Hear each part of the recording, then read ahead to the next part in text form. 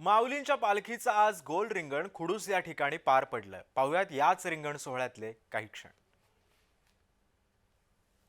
जय हरी विठ्ठल। माऊलींच्या पालखी सोहळ्यातलं दुसरं गोल रिंगण खुडूस या ठिकाणी संपन्न झालेलं आहे। माझ्या पाठीमागे तुम्ही बघत असाल रिंगण तळ, ज्या ठिकाणी हे रिंगण पार पडतं, हा सगळा परिसर आहे आणि अजूनही या ठिकाणी दिंड्या उभ्या आहेत।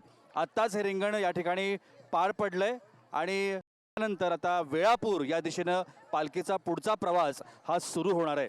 रिंगण सारखे जे खेळ आहेत हे माऊलींच्या पालखी सोहळ्यात नेहमीच वारकरी माऊलींसाठी ऊर्जेचं स्थान बनलेले असतात, केंद्रबिंदू असतात। माऊली पालखी सोहळ्यामध्ये जर आपण बघितलं तर अनेक पद्धतीनं या रिंगण सोहळ्यासाठी तयारी केली जाते। ती तयारी तुम्हाला मागे दिसते। आत्ता आपण खुडूस या ठिकाणी आहोत। हे खूप मोठं मैदान आहे। गोल रिंगण ज्या वेळेला माऊलींचं होतं त्यावेळेला माऊलींच्या पालखी सोहळ्यामध्ये आपल्याला लक्षात येईल की या वर्षी सुद्धा खूप मोठ्या प्रमाणात गर्दी आहे। दिंड्यांमधली लोकांची संख्या जी वाढलेली आहे, दिंड्या वाढलेल्या आहेत, त्याचबरोबर स्थानिक परिसरातून म्हणा किंवा आजूबाजूच्या परिसरातून म्हणा येणाऱ्या लोकांची संख्या सुद्धा प्रचंड आहे। आत्ता मी ज्या ठिकाणी उभा आहे त्या ठिकाणी तुम्ही बघताय या संपूर्ण सोहळ्याकरता आलेली जी सगळी मंडळी आहेत, वारकरी माऊली आहेत, ती सगळी आत्ता या संपूर्ण परिसरामध्ये आहेत।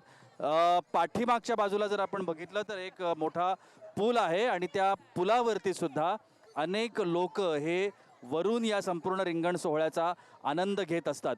तर अशा पद्धतीचं हे रिंगण सोहळा आहे आणि यावेळेला प्रचंड मोठ्या प्रमाणात लोकांनी माऊलींच्या पालखी सोहळ्यामध्ये गर्दी केल्याचं चित्र आपल्याला यावर्षी पाहायला मिळतंय।